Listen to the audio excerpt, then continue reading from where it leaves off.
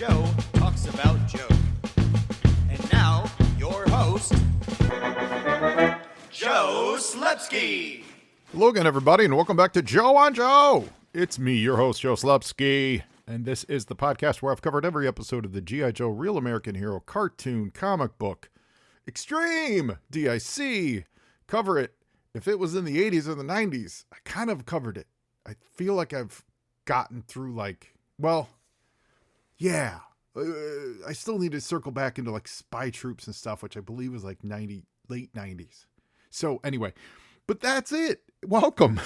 I'm your host, Joe Slepsky. And we've talked about all that stuff. So we've been doing this for a while. If you're new to the show, go back into the archives and check all those out. And if you are new to the show, welcome aboard. And if you're an old listener, hello, friend.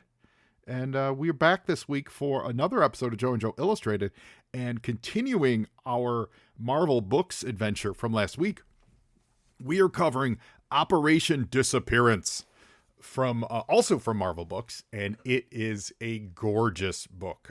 We got great feedback from last week's show. A lot of you guys went to 3djoes.com to look at these original pages, because I know a lot of us don't actually have these books. And these are those these small Marvel books are definitely off the beaten path books. So I get it if it's not in your collection and you've probably never come across them, but they're worth checking out.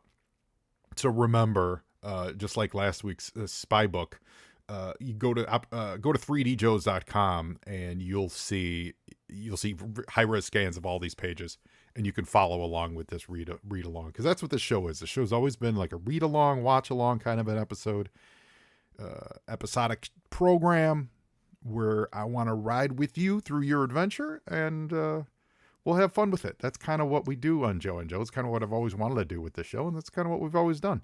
So I very much appreciate all of your ears as we go on that journey. If you want to say more and use not just your ears but your thumbs and send me some text, you can shoot me an email to joeonjoepod@gmail.com. You can reach out to me on Twitter, Facebook, and Instagram at joeonjoepod. You can help support the show at patreon.com/joeonjoepod.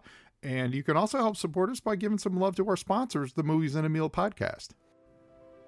In the beginning of time, the smallest organism gained sentience and thought to itself, I really need a good meal. Then, a bunch of other stuff happened, and finally the Lumiere brothers started showing movies in France. This was all the inspiration that fellow broadcasters Brad, Keith, and Ben needed to combine these two primal needs into the Movies in a Meal podcast. The Movies in a Meal is one of the most casual and relaxing film talk podcasts you could ever listen to. These three friends enjoy a good meal together while talking all about the movies. And not just reviews. They do favorite lists, comparison discussions, genre talks, anything and everything that you can think of. They've even broken their solemn promise inherent in the name and branched out into TV talk.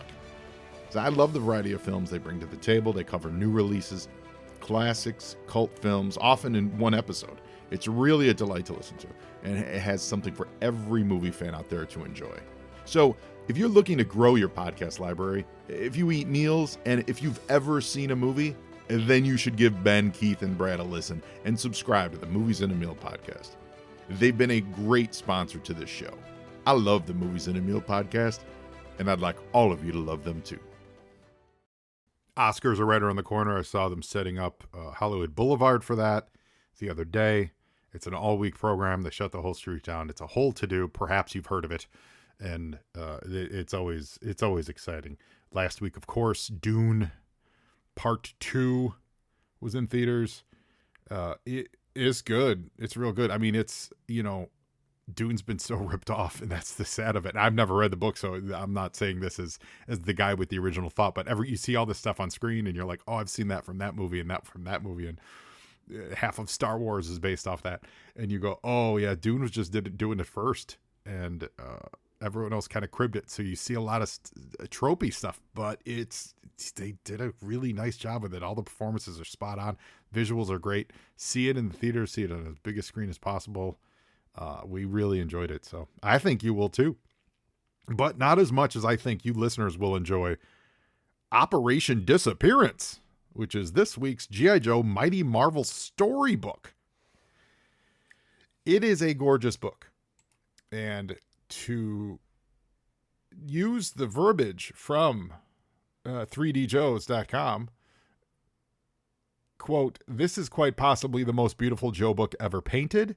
He might be right. I'm assuming he is Carson. I'm assuming Carson Metaxas wrote that. It was released in 1983, just like last week's book, by Marvel Books under license from Hasbro.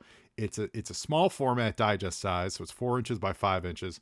And it's credited to B.S. Watson, Ron Fontes, John Romita, and Earl Norem. Now, Earl Norem did that beautiful cover. You guys know his work. B.S. Watson, we believe, wrote it. Ron Fontes, it seems to be the production supervisor. And breakdowns were by John Romita. And then Earl Norem painted both the cover and the interiors. So you've got Earl Norem painting over John Romita. And Romita, if you're not a super comic historian, you've probably still heard his name. Massive talent. One of the, definitely of Marvel, one of the Mount Rushmore. He's definitely on the Mount Rushmore of Marvel Comics. Probably in top 10 of all time comic book, like across the board, including the Will Eisners of the world and all that stuff, cutting across all generations. John Romita is an absolute legend. And what he was really known for was his romance books. This is pre-Marvel. So he drew beautiful people, women, men, all of it. Gorgeous, gorgeous, really lush illustrations. And for example, he was the first one to draw Mary Jane Watson. So when you've seen that picture of Mary Jane in the doorway saying "Face a Tiger, you just hit the jackpot," that's John Romita. And that's his style. This is just curvy, very smooth lines. His son, of course, is John Romita Jr., which is funny because his son, who I'm a big fan of, his style goes kind of the exact opposite direction. And, whether that's, I'd love to find out if that's, was an intentional choice or whatever. But where Romita Jr.'s style is very blocky and very jagged and very rough, but powerful. Romita's was smooth but powerful, So a very realistic look. And like I said, he really cut his teeth and came to prominence on the romance books. So you have to do that kind of soap opera style. So we get a John Romita G.I. Joe book. That's incredible. That's absolutely incredible. I love it. So we're going to check it out. We've got a great cover. It's nice shape. There's nice shapes and angles on this cover. So it's who do we got? Flash Breaker. I'm going to assume that that's supposed to be Hawk. It doesn't, I can't really tell. It looks like it is because it looks like they gave him the red collar. So I'm assuming that's Hawk on the cover, and Scarlet. And they're squaring off against Cobra Platoon that's coming up, it looks like maybe a staircase or something. And Cobra Commander is on the staircase, railing above, screaming at them. And what is great about this cover is this is a wonderful example of shapes in motion. Go to the page and look at this cover. I'm going to do my best to describe it. So the colors themselves are great. There's bright reds and yellows. If you remember from last week's show, we talked about the colors, how they pop. They really were nice, really vibrant. You get that in painted, especially at the time, because it's, they're doing their actual real paints. They're not painting on computers. But what you're seeing here is you're seeing a triangle just pointing your eye right to where they want you to turn the page. They want you to go right into the middle of the right side of the book, which is where you want to open the book and read it. Right? So from left to right, you've got this inverted triangle with the wide base on the left-hand side, and it cuts up from Hawk's feet through the top of these computer banks. And it kind of dissects Cobra Commander a little bit, but actually Cobra Commander is pretty much in line with that triangle too. It's a little off, but for the most part, he continues this triangle. And it puts you right into the center of the page where your eye is going to go, where your thumb is going to go to turn the page. And really, The Cobras themselves also fit into this, even though the angle of them is kind of off it. If you drew this as a full triangle, they would absolutely be inside of the triangle. All the action's happening inside of this triangle. It's really neat. Breaker's staring at the camera and pointing at something. Scarlet is pointing her Uzi at the Cobras. Hawk's pointing his M16 or M14 at the Cobras, of course. And Flash, although last week they called him Steeler, but Flash is there with his heavy duty laser, of course. But what's also great about this is Breaker's looking at you. Breaker is looking at the reader, and he's pointing exactly where this imaginary triangle ends at the vanishing point of this triangle. That's where Breaker's finger is going. It's great. It's really, really great. On the right side, there's kind of a French curve that Cobra Commander is standing on, right? So that adds this, it starts lower, so it starts kind of in the middle of Hawk's midsection, and it ends above Hawk's head. And what does that do? That just adds depth and size to this room that they're in, without being able to really draw the size of this room. You put this huge curve on the railing, then that takes it from just being a flat picture of Cobra Commander standing on a railing to saying it's such a big room, there's such perspective there that we're getting the full curvature of the room. There's a lot happening here, and I really, really like it. It's really great, and then obviously it's rendered really well too. So it's really cool. Check it out, and you'll see what I'm talking about. So G.I. Joe Operation Disappearance. We got a nice little cloud cover page, copyright 1983. And yeah, that was Hawk on the front, Hawk, Scarlet, Breaker, Flash, and Cobra. And moving on. Now here we go. 15 fighter planes don't just disappear into thin air. Well, that's what happened, Hawk, said General Flagg, commander of the top secret team known as Codename G.I. Joe.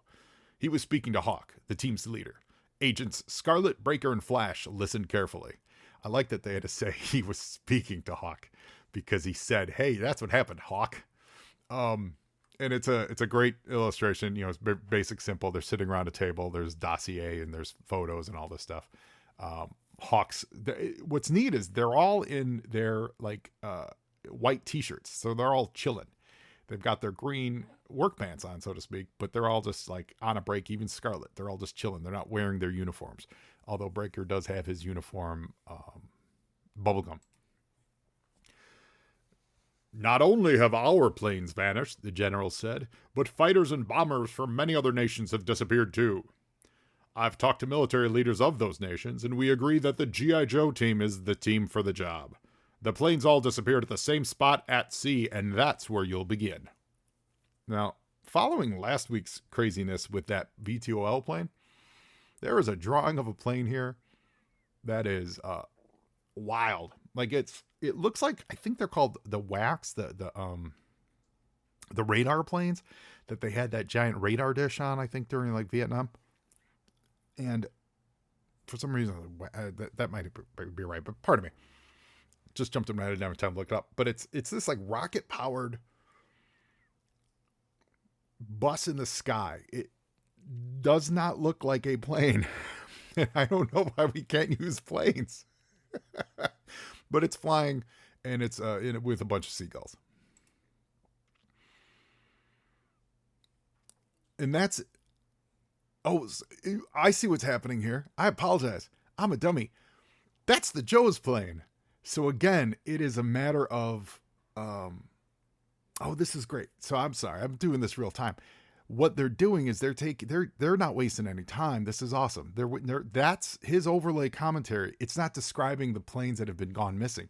It's continuing. If you're watching a cartoon, they would have cut to this, and we would have known that it's the G.I. Joe plane. There's nothing on here to say G.I. Joe, and it certainly didn't look like G.I. Joe plane.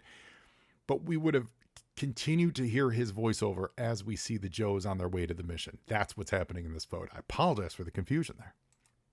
But I like it. And because the next page is just straight up the Joes diving into water. They're parachuting. They're all wearing scuba gear. Meet you in saltwater, said Scarlet, as she and other Joes put on their diving gear. With underwater jetpacks and laser rifles ready, the 4 Joes parachuted into the sea. Be sure to book me a window seat for the flight home, General, Breaker said as he sprang from the open hatch.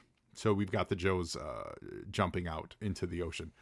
Nice drawing, nice painting. I appreciate it. Lots of blues.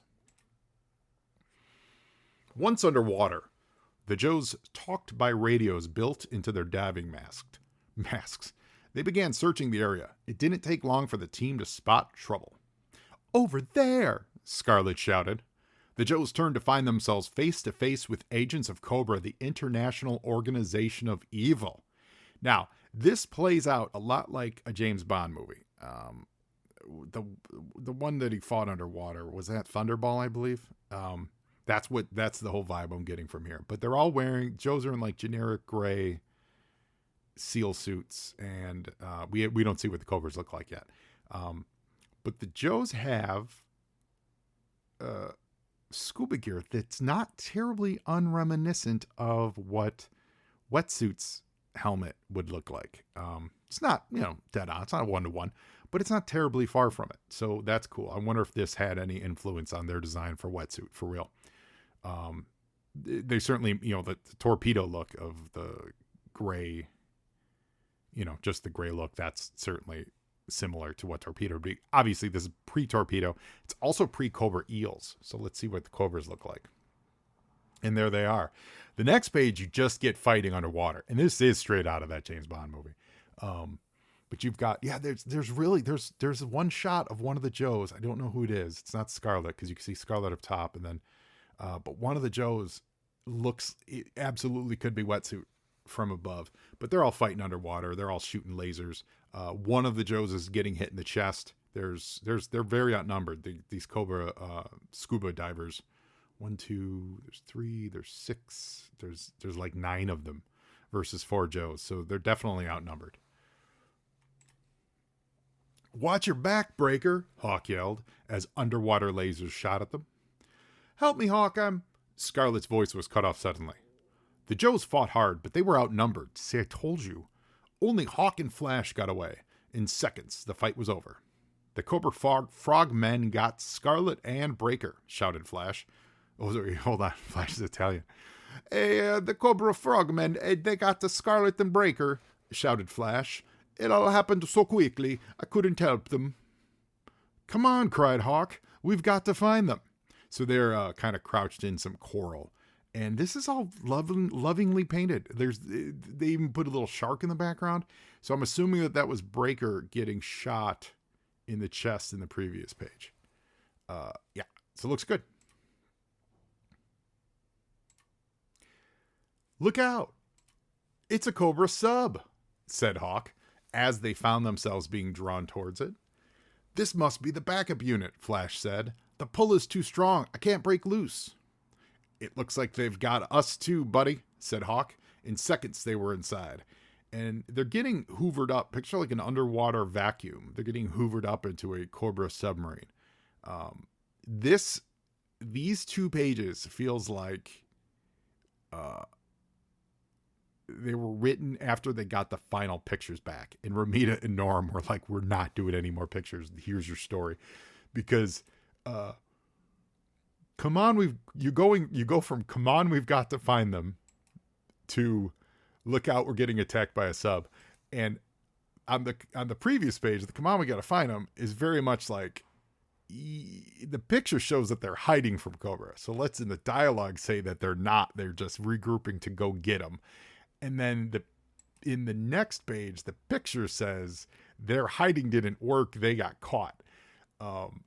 So the dialogue is trying to butch them up a little bit, I guess is what I'm saying.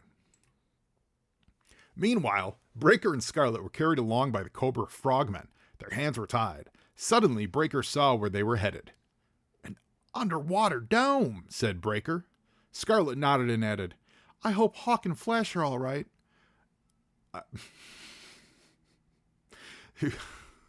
She's like, we're the ones that are captured. But man, I hope Hawk and Flash are, which I guess from their perspective, they could be dead, and that's why they're not with him. So that makes sense. In the distance, it's a Cobra underwater base, very reminiscent of the stuff you'd get on the cartoon, the stuff you would get in any cartoons of the era. Like a sprawling underwater base, Cobra logo on top, with nodes and domes and things like that. But we still there's no personality from any of the Cobra frogmen. So now we cut back to Hawk and Flash in their submarine. "We're our friends," said Hawk. "They're in good hands, you can be sure," said the Cobra agent, "as you will soon be too." Hawk and Flash found themselves on the cold metal floor of a storeroom inside the Cobra sub. "Well, if they've been hurt, I'll make you pay somehow," said Hawk, even though he was helpless. I like that, even though he was helpless. They just want to rub that in. But really, is Hawk ever helpless? Is he? I feel like he's not. But they're getting thrown into a storage room, and I got to say, this drawing of these two grown men getting thrown into this captivity room by traditionally looking masked Cobra troopers, it feels like a drawing from a Hardy Boys novel. Like the Hardy Boys just got captured in the mine, and how are they going to get out? As for Scarlet and Breaker, they were facing an old foe at that very moment. "Well, well, G.I. Joe agents, the fishing was good today, I see," said the cold voice of the Cobra commander, leader of the evil organization. They had met before. The G.I. Joe team had come close to stopping him many times, almost daily at 3 p.m., you would say, but each time he escaped, only to return with a new scheme for evil doing. And you've got this is a cool picture. It's the back. You see the back of Cobra's chair. You see about half of his Cobra insignia on it, and this insignia is spot on to what the Cobra insignia looks like. Remember last week that Cobra insignia looked a little weird. This one looks good. And over the shoulder of Cobra Commander sitting there, it's hooded Cobra Commander. Although if you look closely, his hood does have the white outline on it. But the Cobra Troopers themselves, they have the non-white outline Cobra logo. And Breaker and Scarlet, they're on their knees in front of a machine gun toting Cobra soldier. In the distance, there's good depth of field on this. There's a dude working at a computer, and then beyond him, there's a bunch of dudes staring at open ports or computer screens or something. So it's a good depth of field. Like it's almost as if this was drawn by a legendary professional. "Welcome to my undersea fort," the Cobra Commander said. "You'll soon see the next step in my plan for world rule." If I could only get my hands on him, thought Scarlet.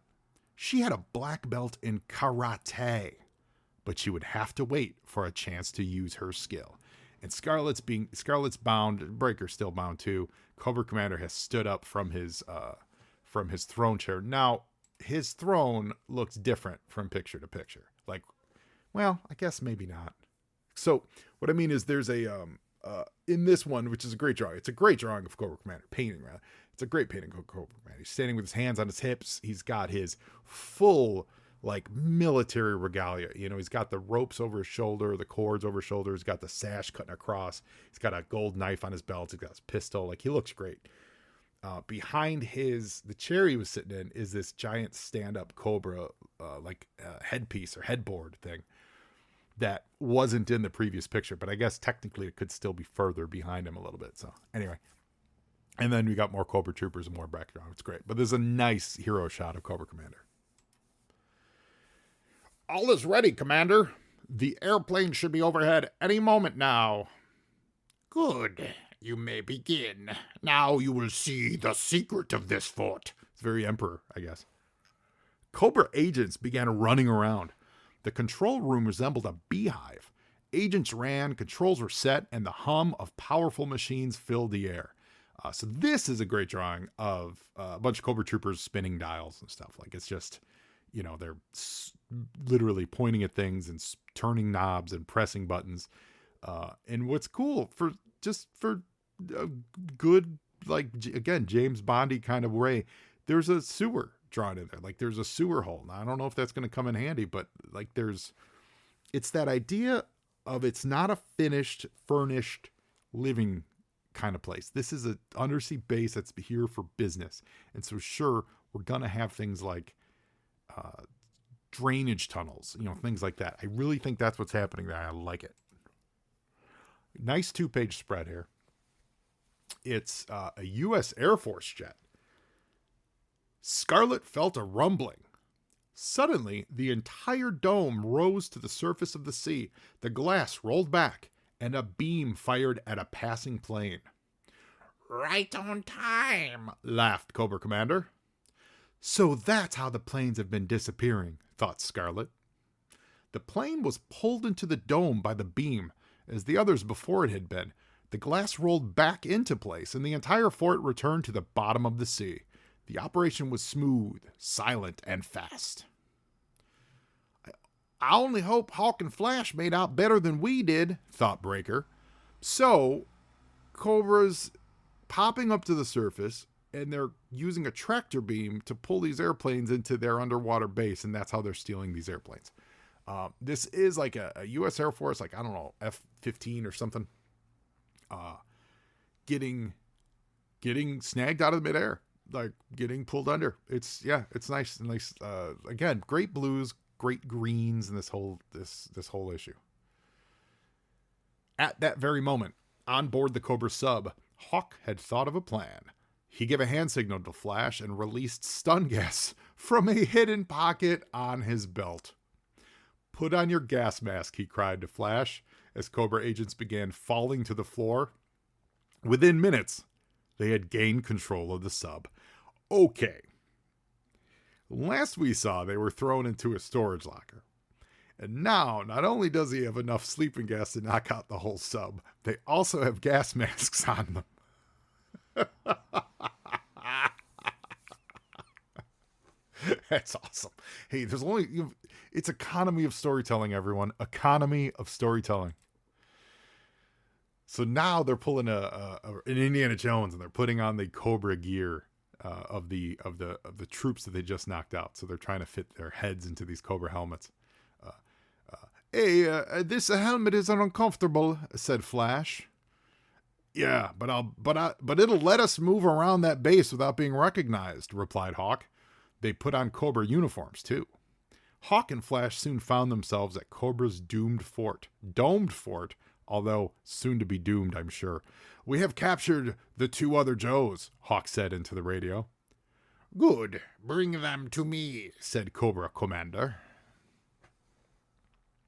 So they're doing a classic Trojan horse.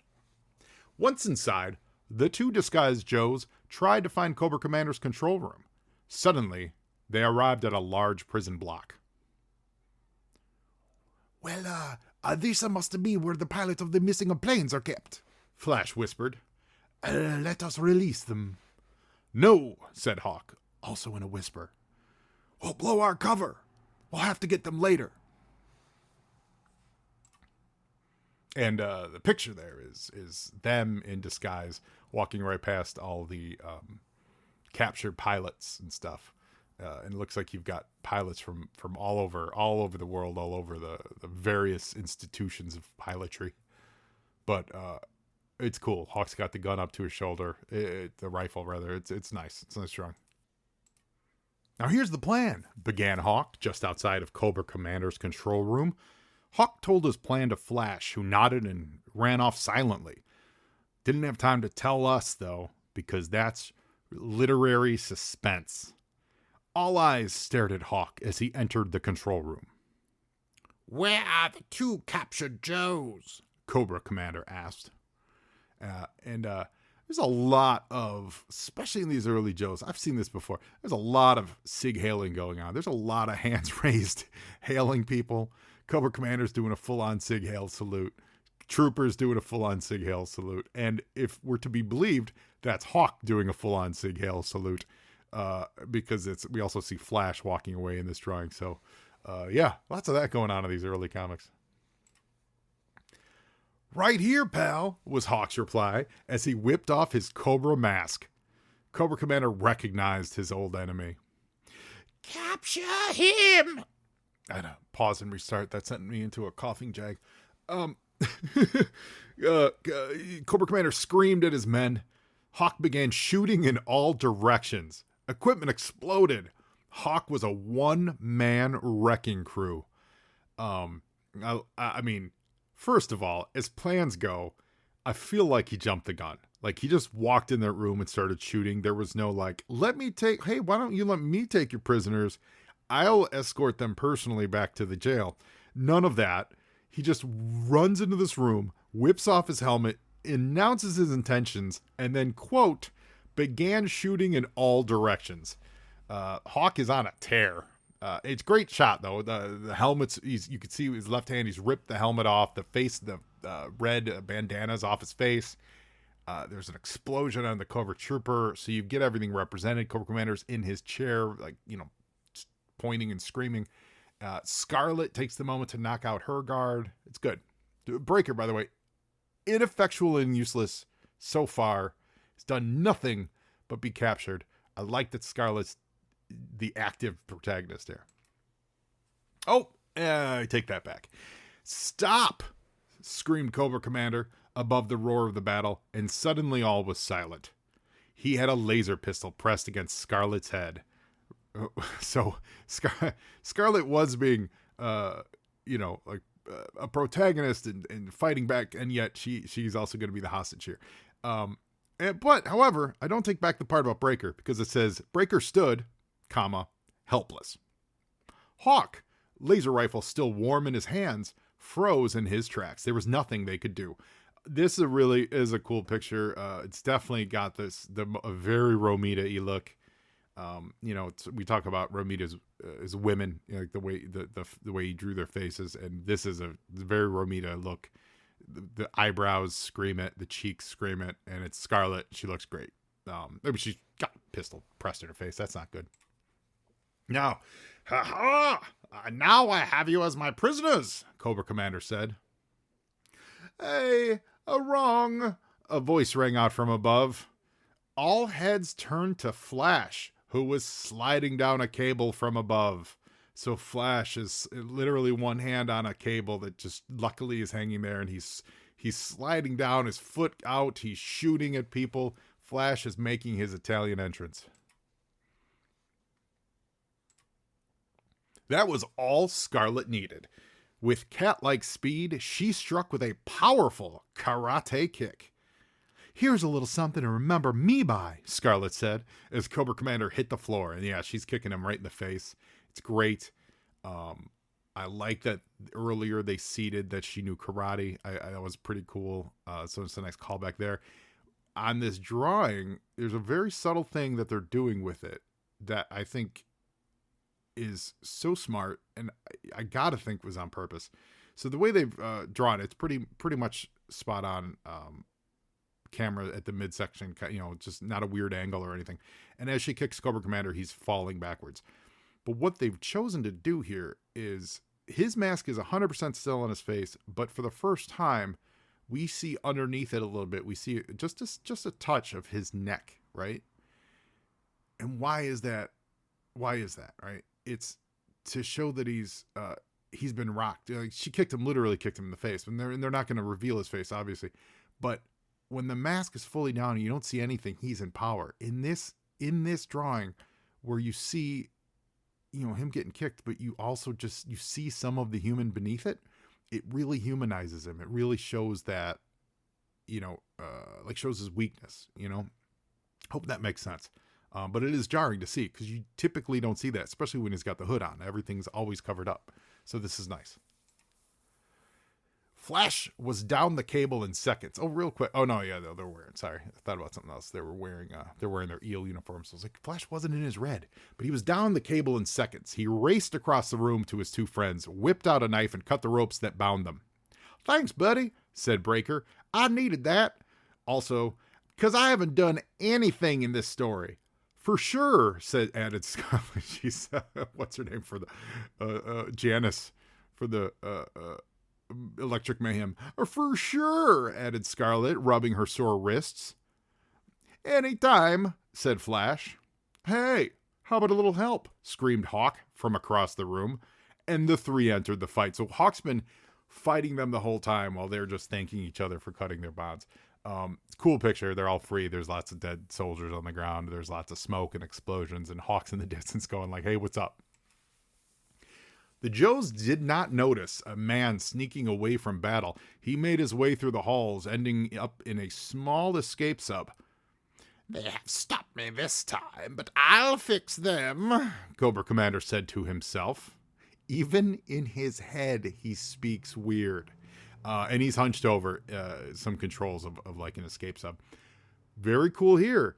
They have him really hunched over, and it feels super cramped, which is what you want in this type of moment, because you want him to feel small.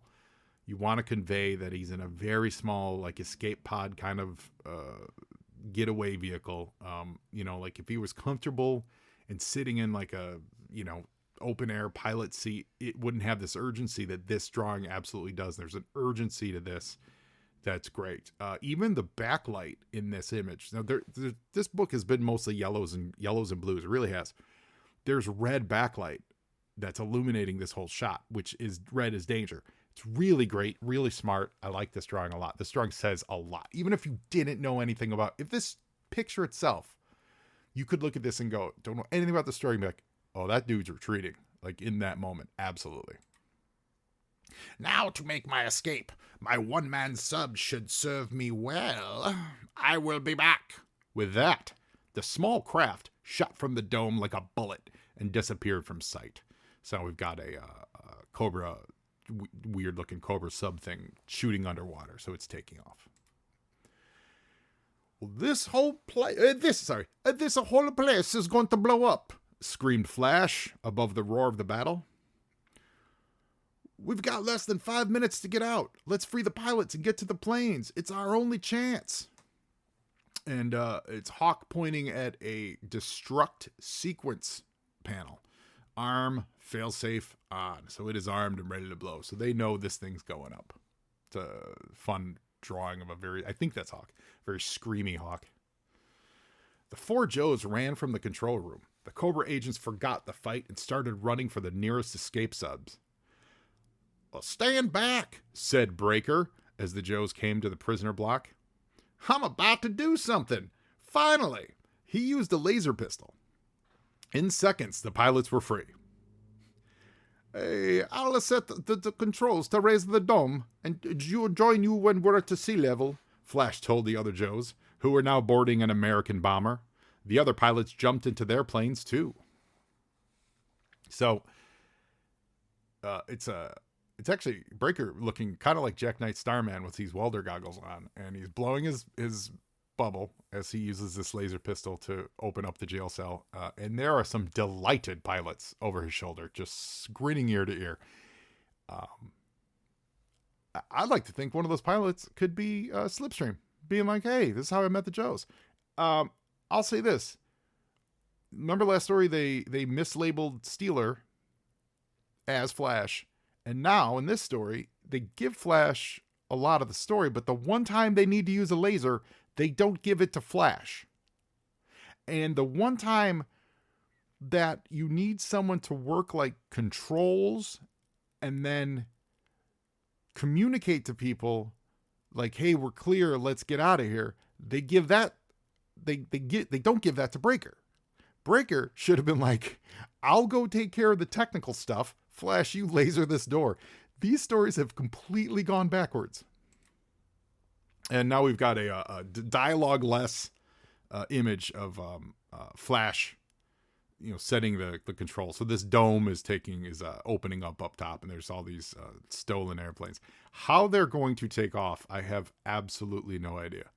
There's no runway here. Remember, they were brought in on this weird tractor beam. So we're going to find out. And they don't even deal with it. The jets just take off. The dome once again rose to sea level, and the glass rolled back. Only this time, instead of taking in planes, it released a stream of pilots happy to fly away free.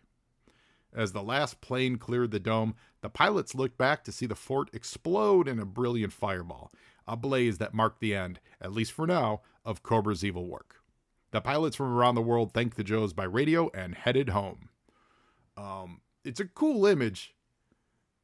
You know, it doesn't really work because how did any of these planes take off? But it is a very cool image. There's a bunch of different types of planes. One absolutely looks like the Bat plane. Not even joking. Right in the middle. But a bunch of cool planes. They're all flying away. They're all rocketing from this massive explosion in the ocean, which the ocean is colored red to show the anger of this explosion, or all the blood of all the dead fish that just happened from exploding this bunker underseas. One thing that still puzzles me, said Flash to the other Joes. What did the Cobra Commander want with all of those planes anyway? Well, easy. Sorry, it's Scarlet. Easy.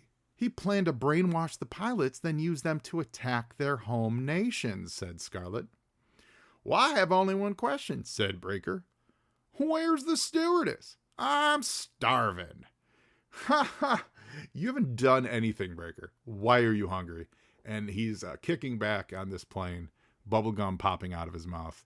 Everyone's staring at him incredulous, like you were just baggage on this plane, and you're complaining, you're hungry, and the Joes are flying away, and that's it, everyone, for Operation Disappearance with an exclamation mark after disappearance. I love it. I thought it was a lot of fun. It is a gorgeous looking book, man. It's really good. This illustration is very evocative. Very much feels like old gold key covers. You remember those? Like the Dell comic book covers. This whole issue feels like each illustration could be one of those, or some part of one of those. It's very cool. This, looking back, all of the ones that stand out, this Cobra Commander hunched over that escape pod drawing. That painting is gorgeous. It's really, really good. The paintings, the jets flying away is really great. Cobra Commander standing up in front of his chair for the first time. We get the first look at him. That looks great. The full page spread of them all underwater, like out of a James Bond movie rather. That's really nice. Like it's good. It's a good looking book. So remember, go to 3djoes.com. Just search for Operation Disappearance. You'll find it, and you'll see what I'm talking about. I believe this is all they did. If they, I want to have seen them do a third one so I could see if they also included Flash and also screwed up all the whatever character is supposed to be doing, because Breaker didn't do anything, and everything Flash is supposed to do keeps getting given to other people. So, anywhoots, I love it. Thank you all for listening. I hope you enjoyed it as well, and I will see you next week, or rather, you'll hear me next week.